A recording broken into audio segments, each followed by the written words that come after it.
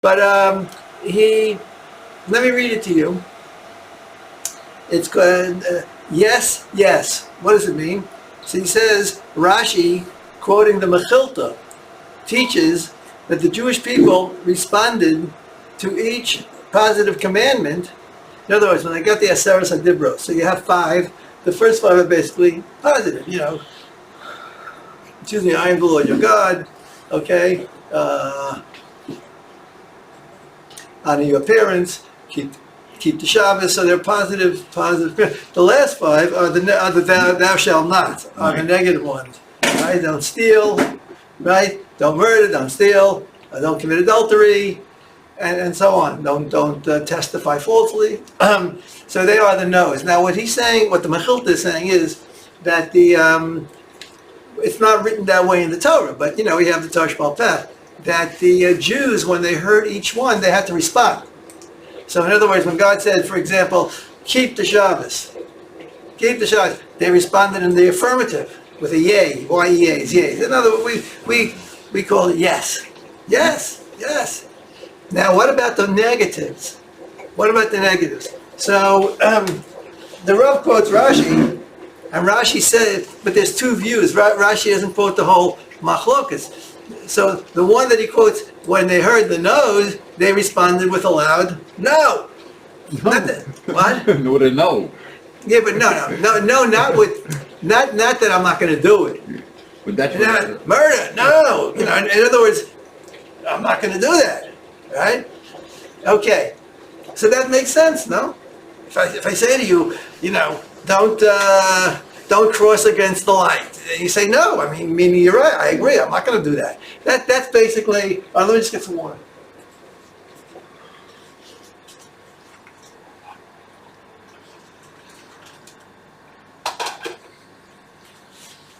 So that's basically the pshat that Rashi brings down. But the Rav says there's another view, the view of Rabbi Akiva.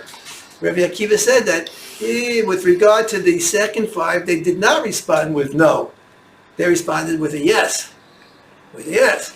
So this is what he said. The question that I would ask, and the Rav brings it up. Who cares? Both of them agree. In other words, if your point is that the people had to give their response, okay, meaning that, we're going to do that. So there's 2 ways you can give a response. If I'm telling you not to do something, there's 2 ways you can give it. So no, you agree with me, I'm not going to do it. Or you could say yes, meaning I'm going to agree with it. So, Lamaisa. Or you could say maybe. Well, no, that would not have been a good, maybe that would have been a good answer. That would have been a more honest answer. But whether it would have, that's not the answer. That's part of the Na'aseh V'Nishma part. All this is part of the Na'aseh V'Nishma, which makes a lot of sense. It's not the 10, like a lot of people think it's the 10 suggestions. It's not the 10 suggestions. Commandments. It's not really commandments, though. Dibrot, aseret dibrot. Dibra is a statement or an utterance. But all right, the whole world, because it's more than 10 mitzvos. The amount of mitzvos that's contained in the aseret hadibros is more than 10. It encompasses a lot of mitzvos. Okay, fine. Be that as it may, but apparently it's not just a matter of I'm talking and you guys are listening. You have to be involved if it calls for a response. That's what the Chazal are teaching us. But when there's a machlokus, a disagreement between 2 sides, it has to be something of importance. We're both saying it seems to be trivial. That's what he's saying. That's what the Rav says. He says this seems at first glance to be a trivial difference. Okay, but of course he doesn't. He's not saying it's a trivial. He knows that it's profound. Okay, but that's the way you approach. You have to notice that. You notice that becomes the problem, and you want to think. So what's really the machlokus? What difference does it make? This is the question, and this is what intrigued me, and I started to think of something. Okay, what difference does it make? That's the way you should read in any article. When I read the articles here, I don't just read it, I respond. You see, that is a teaching. There's a Musar Haskell over here from the fact that the Jews have to respond, and that is that every Jew has to respond. We're not like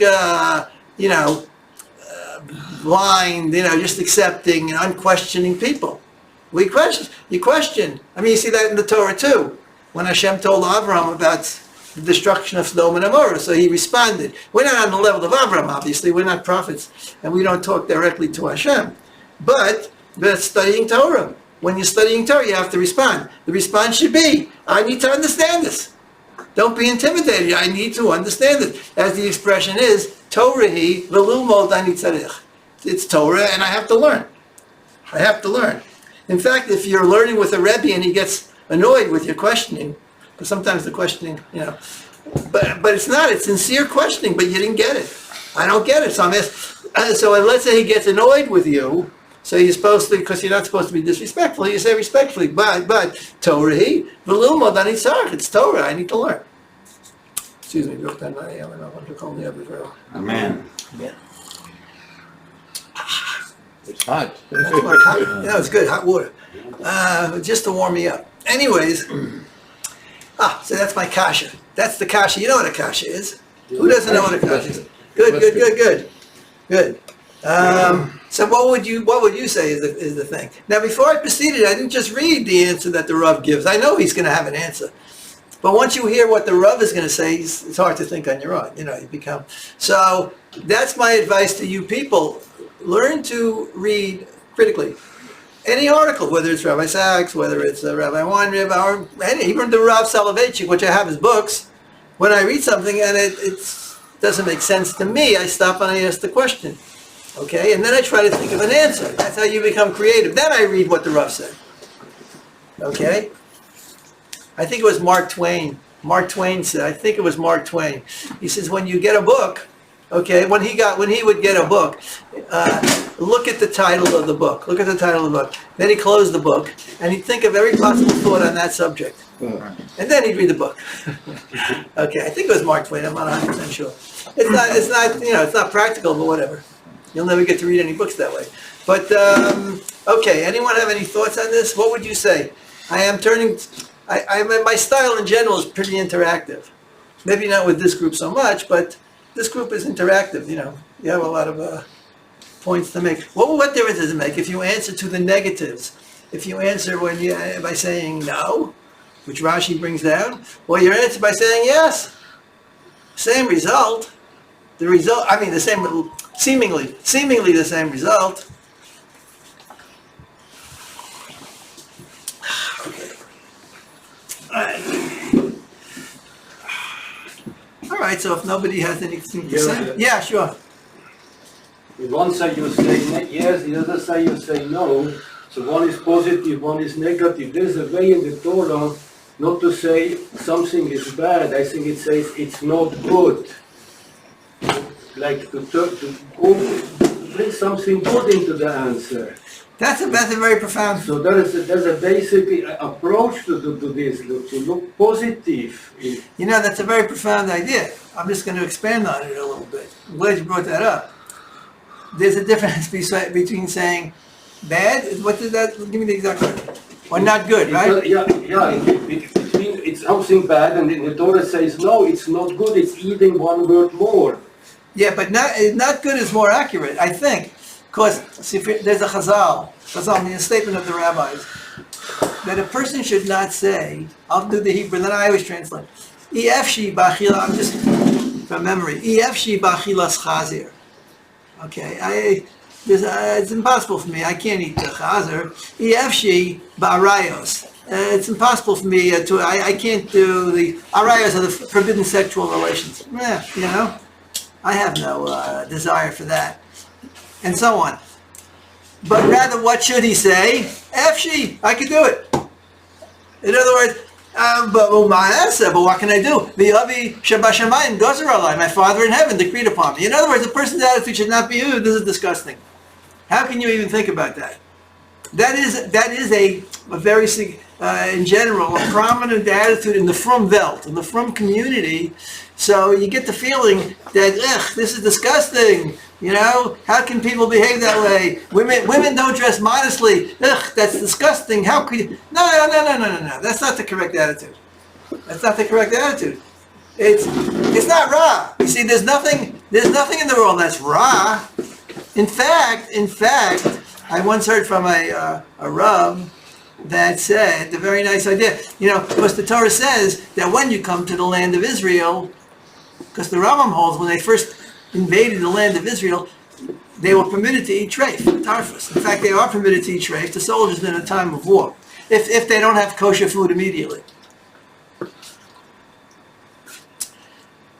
And you will find, God says, you will find batim malayim kol tuv, houses that are filled with all kinds of good things. Okay. In other words, God didn't have them come into the land of Israel and it's all destroyed and they have to build it from scratch. No, it was all built up. That's the way of the world. I'll get to you. Just hold on. In the various societies that lived here before the Jews came in, so God did not just destroy them. Rather, they built up the society. They built up the country. They built up the society. For who? So the Jews would have a built-up country. But that's because they were Rishayim. Had they been tzaddikim, God would not have driven them out. But that's what the Torah says in Devarim. Because of, God says, it's not because of your tzidkus that I'm bringing you into this land. But it's because of the rishus, these God waited, so to speak, for these nations to reach that degree of evil where they had to be destroyed. And the reason why I'm bringing you in their place is not because again, this is getting back to that statement, not because you're so great. Lo b'tzid kascha. It's not because of your righteousness, but rather, it's because of the avos. I'm going to keep the covenant that I made with the avos. Okay, and you are the descendants of the avos. That's the pride. We shouldn't be proud that we're special, but we're proud of the fact that we have this great lineage. Which, I mean, if we're proud of it, if we seek to uphold it, you see. So then the Gemara says, when it says batim malayim kol tuv, houses that are filled with all good things. So what does that refer to? What are the all good things? Arpei chazirim, necks of pigs, pork chops. So this rabbi said that's what they're saying. That's what Chazal say. Chazal say, batim malayim kol tuv, houses filled with all good things, is a reference to treif. Treif meat is, so you see, according to this, treif meat is not bad. It's not bad. Right? In fact, it's good. In fact, God provided for them when they entered the land, just for that period of time, according to the Rambam, just for the period of time of the conquest. Okay, which subsequently, according to the Rambam, as I said, soldiers, when they're in enemy territory and they need food, they can eat what they find. Unless, look, if they have kosher food, they eat kosher food. But if it's difficult to get kosher food, so you eat what you find. Okay, I think one of my Talmidim told me he went to one of these histories or whatever, that during the Lebanon War, not the most recent one, there was a few of them, right? And he was in the yeshiva and he gets a phone call from one of the guys in the yeshiva who was in the army, and they were hungry and this and that, and there's food, there's a refrigerator. They were inside of Lebanon in one of the Arab houses. So the Rebbe says, yeah, you can eat. I mean, that's the halacha because you're in that situation. Because the soldier, it's a matter of pikuach nefesh. Okay, he has to fight. He can't go running around looking for food, or he can't be starving. He's not going to have the energy. So it's mutar. Anyways, so that's not bad. So why did God command? Because God gave us a system of mitzvahs. You can't just indulge all of your taivas. It's bad if you live an animalistic type of life. If you're pursuing all the physical pleasures, and then to the extent that that's all you see. But the physical pleasure should be regarded as a means to an end. Okay? But that's what it is. So it's not ra, because there are circumstances in which this particular thing is good for you. It's good if the soldier is in enemy territory and he found some hair and he needs some food. So that's good. That's not, or it's not bad. It's not bad. Because in that situation, it's not prohibited. Okay, I'm sorry, sir. What's from community? You said from community. What's from community? Oh, from. From is just an expression we use for the very religious Jews. Okay, that's all I wanted to know. From, F-R-U-M. Okay. So I was trying to figure out, like, what does that mean? No, okay, I don't know what it means. It's just an expression. It's just, I don't even know what it was. It's a Yiddish word, I guess. From, right? It's not being observant. It's being observant, right. The observant Jews, but not just observant. The from is generally referring to people that are more, like they're more serious about their Jewishness. Okay, Anyway, FFB. from birth. Yeah. So yeah, it's a whole thing. From where? Anyways, the thing is like this. I wanted to say, this is the thought that came to my mind in terms of that it does make a big difference whether you say no or whether you say a yes. Because if someone tells you, don't steal, okay, or don't murder, so the one who says no, he's responding to the content. Yeah, murder is terrible, terrible thing. Okay, so I would never dream of doing something like that, or don't steal. No. I can't steal. That's that's unethical. That's immoral. He's responding to the content. I agree. I would never do that. You see? What about the one who says yes? The one who says yes. The one who says yes, what's he saying yes to? He's saying yes to the mitzvah, to Hashem, the Deceive Hashem, the command of God, not the content, not the content. He might be. I'll just put it in these terms. He might say, look, I don't know. Maybe I would. Maybe I wouldn't kill. Maybe I would steal. Maybe I would. But what can I do? My father, I'm going to refrain from this. Okay, not because I'm disgusted by this, or because I find it this immoral, I can't identify with. No, I'm not saying that at all. I am going to refrain from this because I accept the mitzvah. I'm saying yes to the mitzvah. I'm saying yes to the mitzvah. That's a very, very significant difference. And I will try to elucidate that. I'll try to give you some examples of that. Okay, if anybody can think of some, can help me out, that would certainly be appreciated as well. So for example, I gave this example to my class. I have these women students. I've been teaching them for like 30 years, almost 30 years. We now have the program on Zoom. Okay? Yeah, Zoom is a good thing if it's used properly. And that is that there can be today very refined people. They're really, the idea of harming somebody else is terrible to them. They wouldn't hurt a fly. You've heard that expression before, right? Okay, sympathetic and this and that. I don't have to be told not to murder. I would never do anything like that. It goes contrary to my whole sense of values and so on. B'chuli means and so on, right? And so forth. Yeah, really? But many of these very same people who feel that way and talk that way, they will fight vehemently for the right to choose. What about when it comes to abortion? Oh no, when it comes to abortion, they're just as insistent that a woman has to have the right to abort. Well, according to Torah, according to the Rambam, abortion is murder. Not in the first year, after a certain amount of time, not 40 days, I believe. Yes, did you have it raising your hand? No. Oh, okay. So one second. You are so revolted by the idea of murder, and yet it's nothing to you when it comes to, you see, that is when a person is relying on their own personal sense of right and wrong. That's the thing, that's the philosophy of the world today. The man is the measure. We determine what's right and what's wrong. When you determine what's right and what's wrong, so something which is could be a terrible, terrible evil, but it doesn't bother you. You see, because abortion doesn't strike their emotions as being bad for many reasons. But there's certain exceptions. I'm sorry? There's certain exceptions. In the case of like if Chas v'Shalom, a woman was assaulted or something, and I'm not. Yeah, okay, fine. I'll get to that point. Yeah. No, I'm not saying that abortion is forbidden in every situation, but I'm saying like this: the person that says yes, I'll get to you. I have to wait a second. The person that says yes, meaning to say I affirm the mitzvah Hashem, the commandment of God. So he's saying I don't know. If you ask an ordinary person, what about abortion? Okay, so you might say, I don't really know. How do I know? Is that tantamount to taking a human life? Because it is an embryo. Right now, it's not functioning as a human being. It's an embryo. Yeah, but this is something which 99.9% of the time is going to grow into a full-fledged human being. If you destroy that, you're destroying life. So I would say, I don't know. But what do we need? We need to consult the Torah. What God knows. We have to follow the will of God. If it's the will of God that no, it's not considered murder at this point, so fine.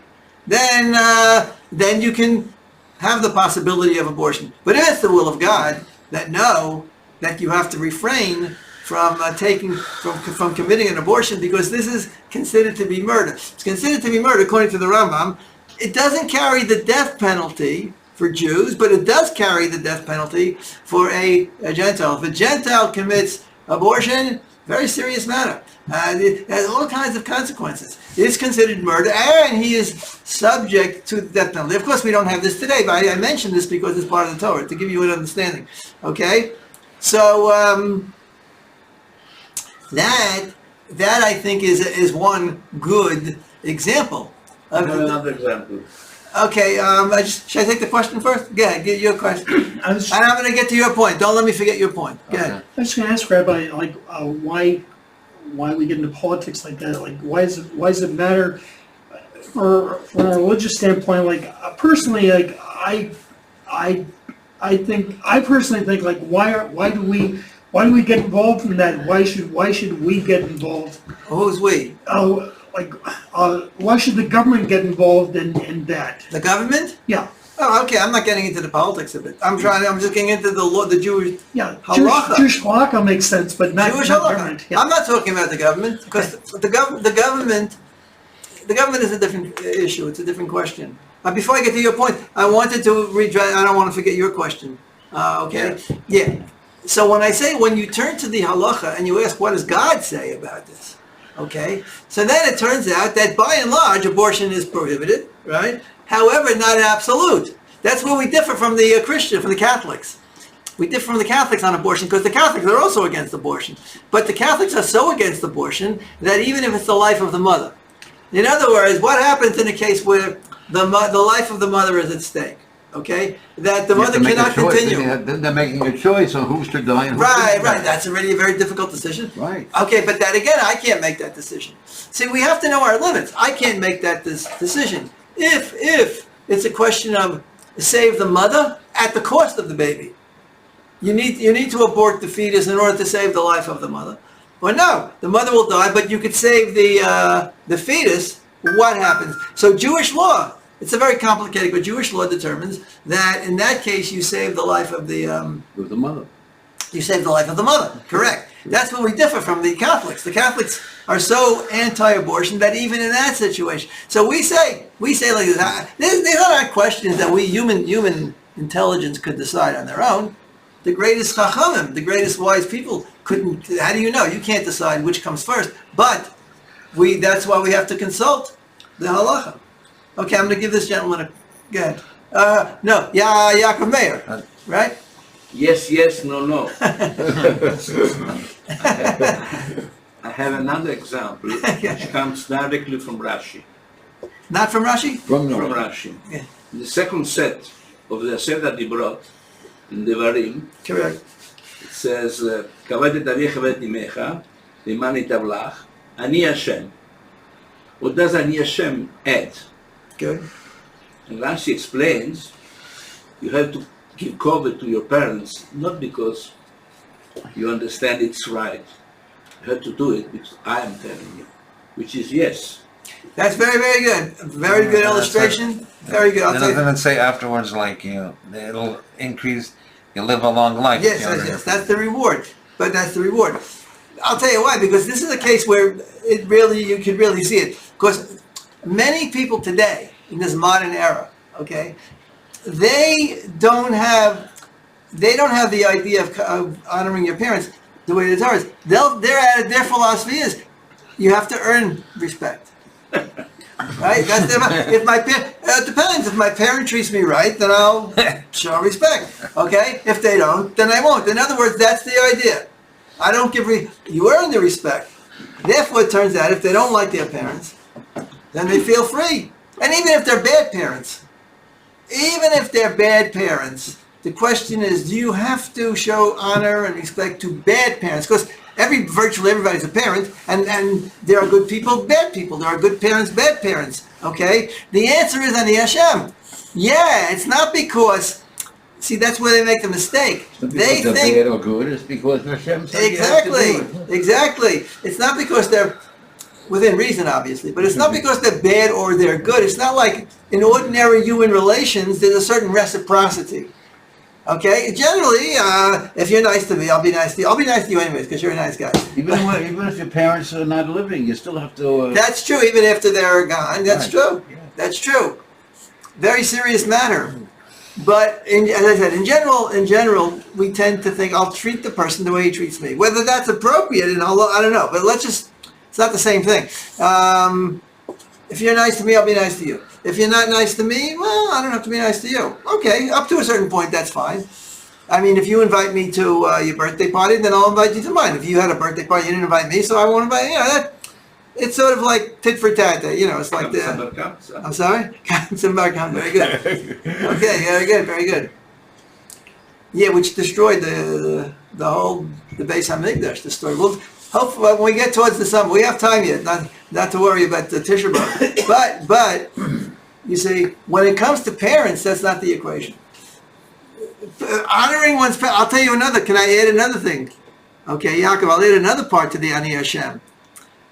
One part is, as he said, do it because of the mitzvah. Don't do it because of the content, because you like the idea of honoring parents. Don't do it for that reason. Do it because of the mitzvah. But there's another Ani Hashem, and that is when you're honoring your parents, you're honoring Hashem.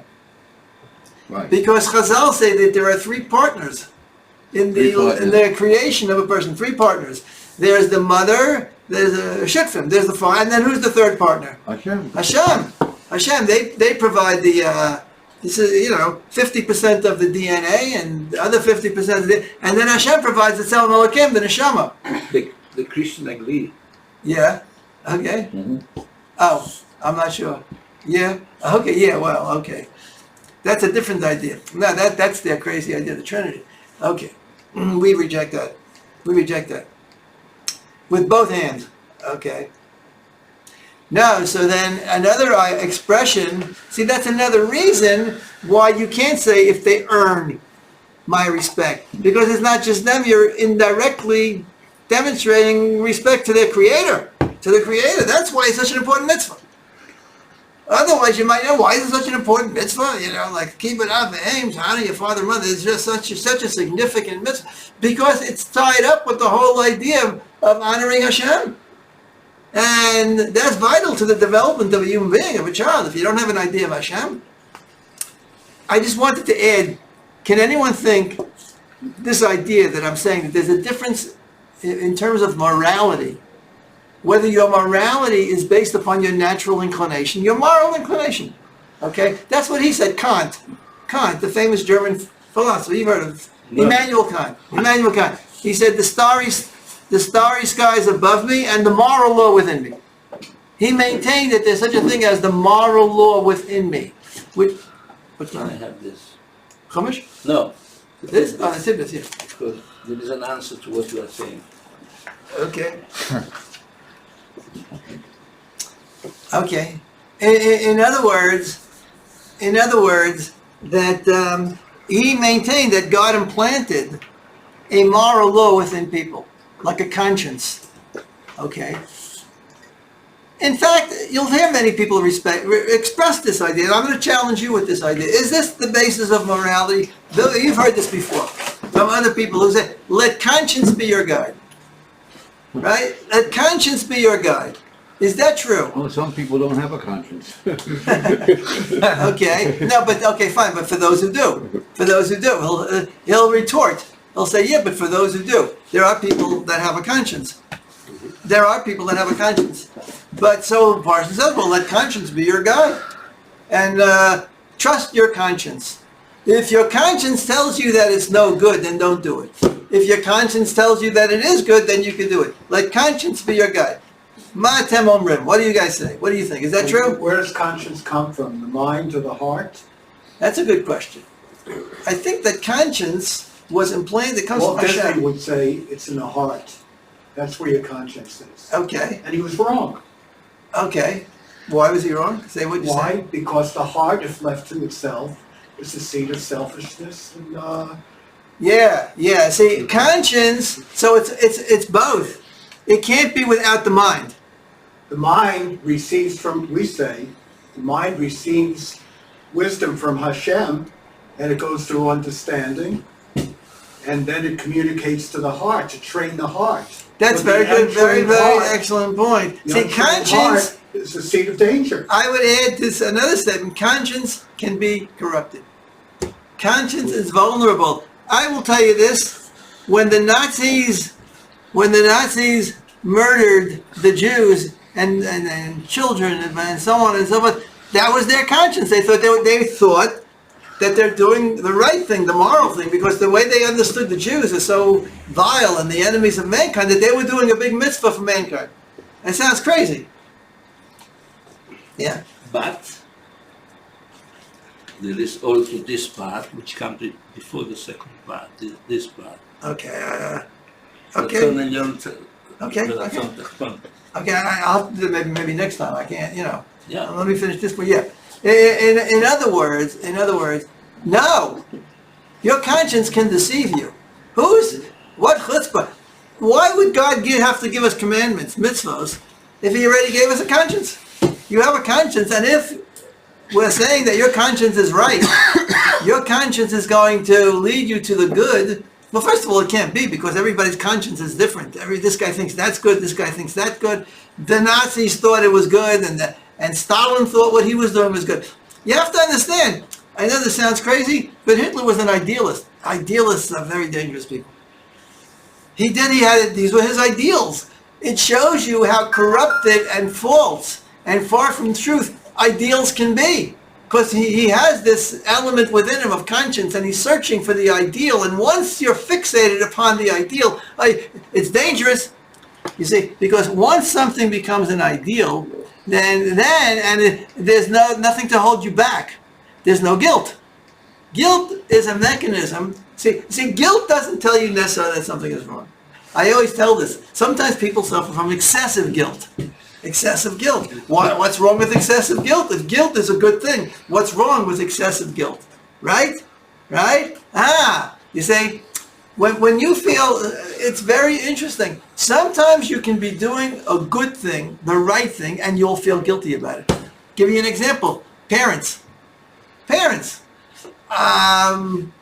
If a parent has to discipline a child and take something away from the child because of for the benefit of the child, that's part of raising children, and the child is upset, the parent afterwards is going to feel guilty. Very well can feel guilty because he caused the child pain. He was guilty, then he doesn't know maybe he did the wrong thing. You shouldn't. On the other hand, sometimes the parent will do the wrong thing, and he'll feel very good. He'll treat the child. The child didn't. He'll spoil the child. He'll get the child that extra thing which he shouldn't get for him. It's not good for him, but he's not going to feel. If you tell him, well, you did the wrong thing. You shouldn't have done that. The parent, maybe, but he's not going to feel guilty. You see, because that's how the emotions work. The emotions work. When you cause somebody pain, you feel bad about it. If you're a good person. If you're a good person, I'm talking about good parents. If I cause anybody pain, I feel bad about it. What about Yael? Who? Yael. What about Yael? מצווה שבאה מעבירה. Okay, that's a different thing. Mitzvah haba b'avera. Okay, one second. Let me finish the point that I'm making. Do me a favor, also. I don't want. If you please, some people take notes. Please write these things down, because when I say I'll get back to that, I'm serious. The only thing is, I might forget. So if I get a little note, and maybe next week I'll take that. It was very good. Your points are very good points. Okay. Where did you learn? You learned in yeshiva, no? Or you learned on your I own? learned with Rabbi Berzon. Berzon? And with Rabbi Sprecher. Where, in Israel or in America? Very good. Lately. The Oh, last very 10 nice. years. Okay, so you're learning a lot. Anyways,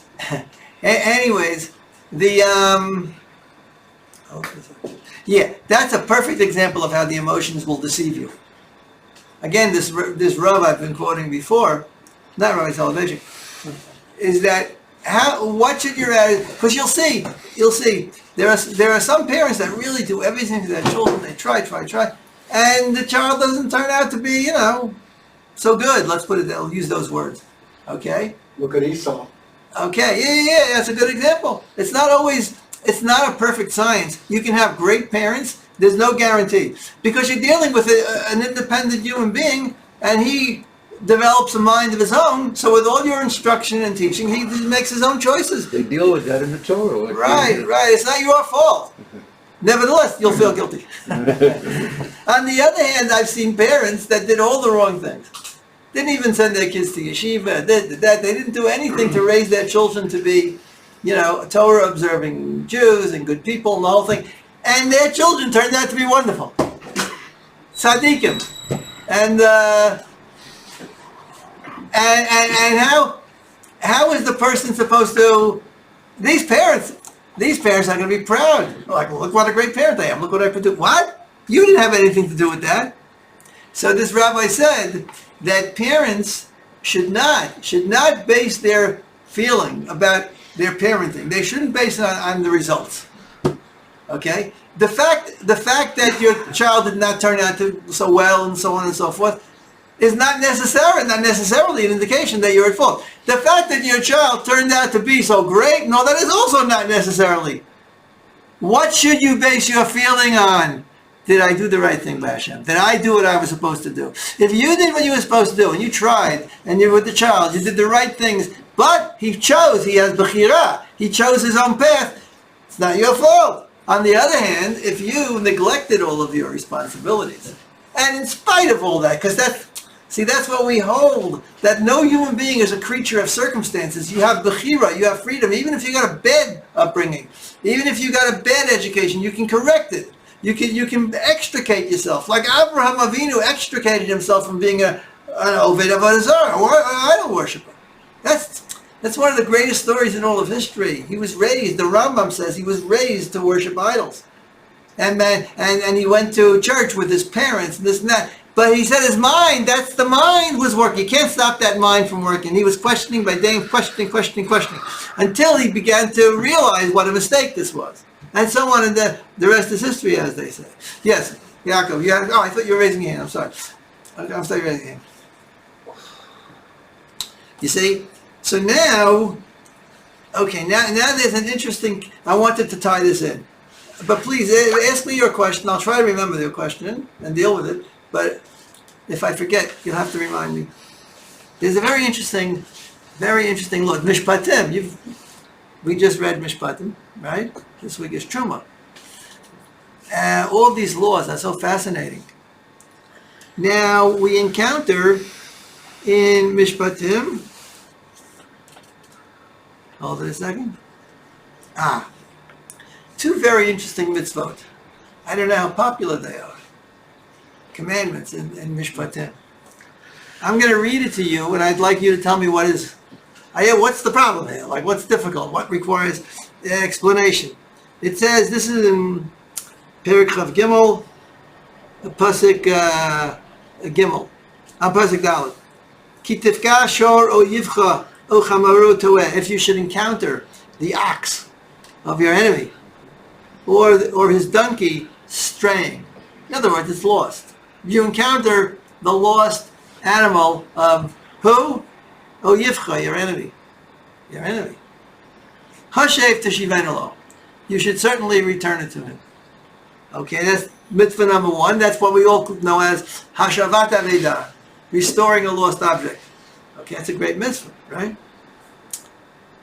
Now, this is not just simply if somebody left something over here and we put it in there, okay, we have to do that. Sometimes the guy forgets something, his pen or who knows what. But I mean in the street, if you encounter something and it's obviously a lost object and it's something which is identifiable. Let me just pause for a second. Sometimes we need a moment of inspiration. There's a rabbi who was teaching in the yeshiva in Phoenix. My last stint as a rabbi in the States, was in Phoenix. So there's a rabbi in the yeshiva. Indeed, my grandson had him as a Rebbe. But that's not why I know the story. This is a story that made national news. And it was on this guy was a guest on a TV program, which I subsequently saw. What happened?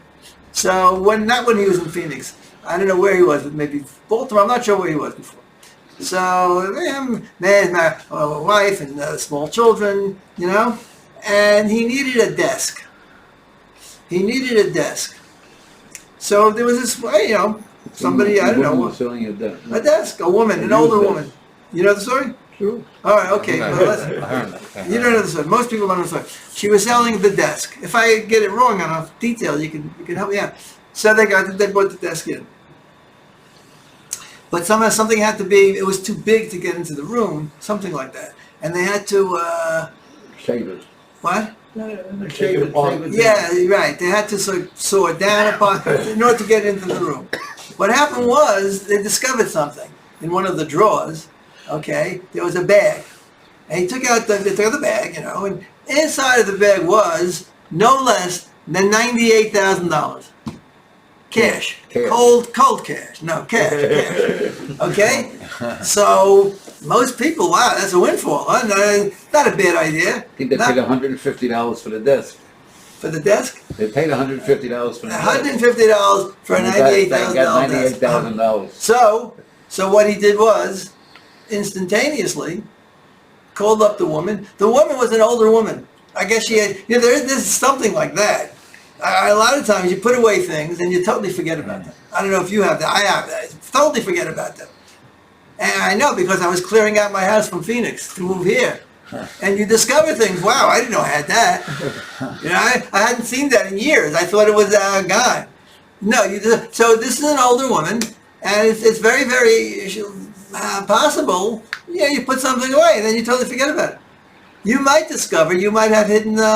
Maybe in that case, I think somebody else put it away, and Okay. another person died, and she. That's also possible. That's the problem. That's, I guess, what they call the problem of cash.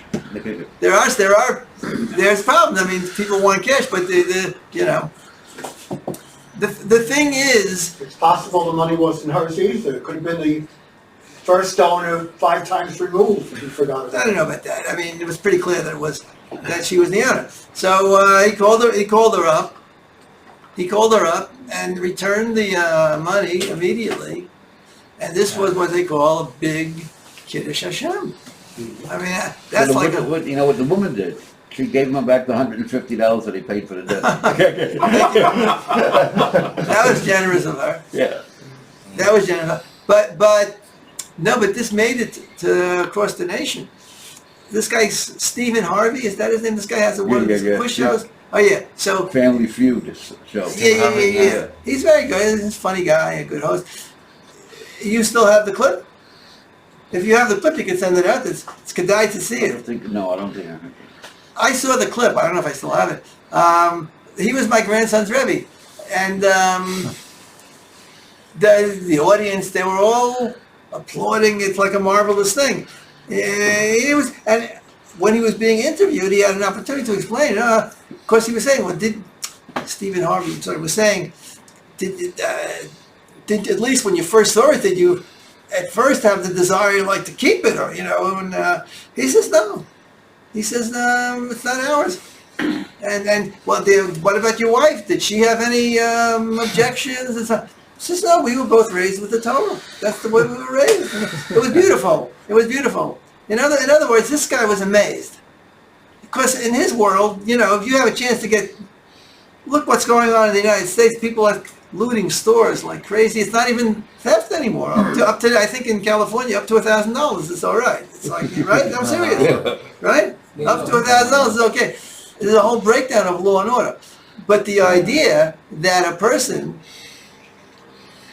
can buy a product, can buy a desk, and have this, and find this money, and didn't beat, right? Didn't skip a beat. And here it is. Here's your $98,000, and I'm not even, doesn't bother me. It doesn't bother me because I never regarded it as mine.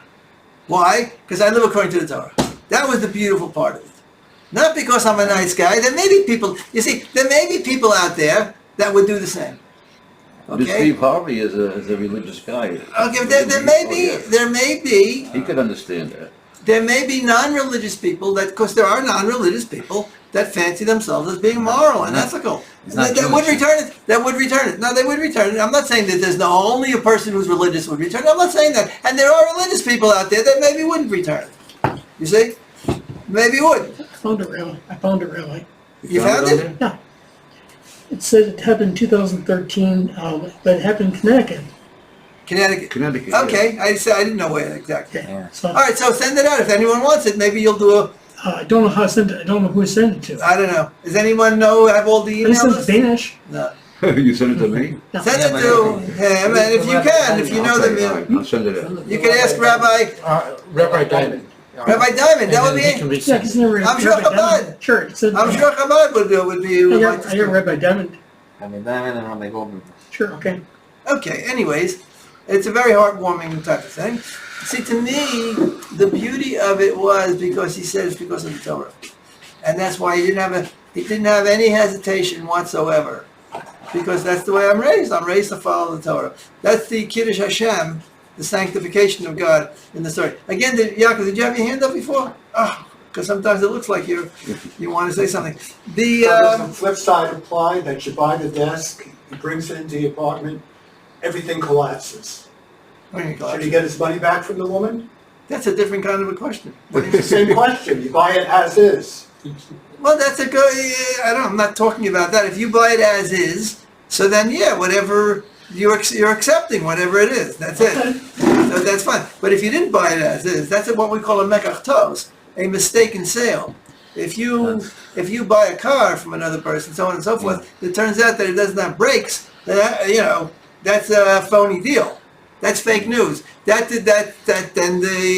However, there are certain things you expect. The car has 60,000 miles, whatever it is, so you understand it's not going to be perfect in every respect.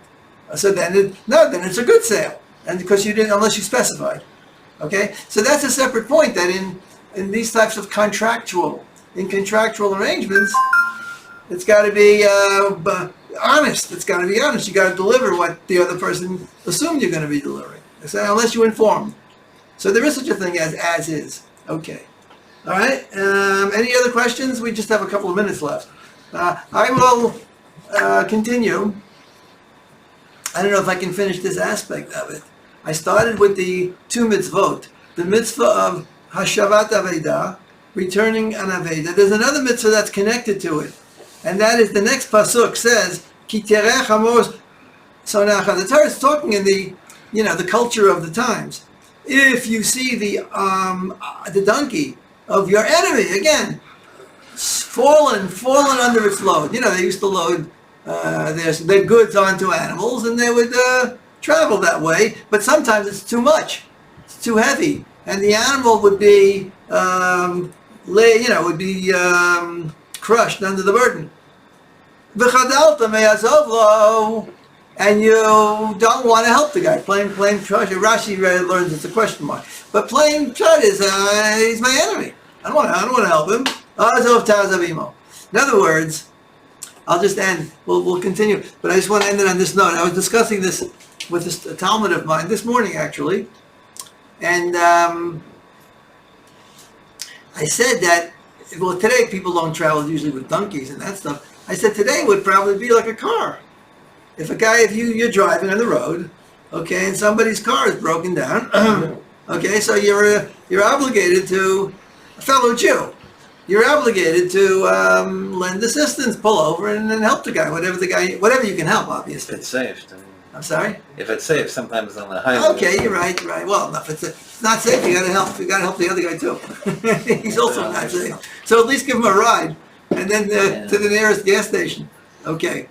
So he said like this, he was on the road, I don't know, very recently, because we said really the Torah only demands that you do this for a fellow Jew. If it's not a Jew, it's up to you. But you don't have to. It's not the same thing, not the same obligation. You see? So he said like this. He said he pulled over the other day to the side of the road because he had to take care of something. He's a dentist, he's a doctor, so he's constantly, with his appointments and this and that. So he pulled over to the side of the road to do something with his phone, maybe take a phone call, I'm not sure. And And so he stopped on the side of the road. So people were just driving by. I mean, it's Jews, but it's in Israel over here. They're just driving by. So he says, finally someone stopped, pulled over to find out what's going on. Okay? And guess who it was? Guess who it was? He says it was a Palestinian. A Palestinian. The only person that stopped to find out, and he told them, they spoke Bivrit, and he told them everything's okay and so on and so forth. He said, but the only one that stopped was not a Jew, but actually a Palestinian. Cousin. Okay? So I said, so what's the takeaway? What's the lesson? What do you learn from this? Okay, whenever you go through a certain experience, you try and associate it to some teaching. That I try to, if something happens that is of interest or significance, I try to find some idea, some connection to Torah. So I said, there's a pasuk in Bereshis. What's the pasuk in Bereshis that relates to this story? What would you say? What's the pasuk? Vayivra Hashem. I don't have the exact. Give me a second over here. A very important pasuk we should always remember. Okay, and that is in Vayivra Elokim es ha'adam b'tzalmo. God created the human in His image. B'tzelem Elokim bara oso. In the image of God did He create him. Zachar u'nekeva bara oso. Male and female He created them. So He created Adam. This is such a vitally important idea. B'tzelem Elokim. That's what makes Adam unique. It doesn't say He created the Jew. It does not say that. It says He created Adam, which means to say that Adam is tzadikei umos ha'olam too. And even among the Palestinians, we have a big argument with them and so on and so forth. But that doesn't mean that you hate every individual. Okay, not every individual Arab is a bad person, and not every individual Jew is a good person. It said in this case, it wasn't Jews that stopped. In this case, it was an Arab who stopped. So that is something we don't give ourselves over to these, blatant emotions. But in all areas, we consult the Torah. It's the mitzvah of Hashem which determines how we shall behave.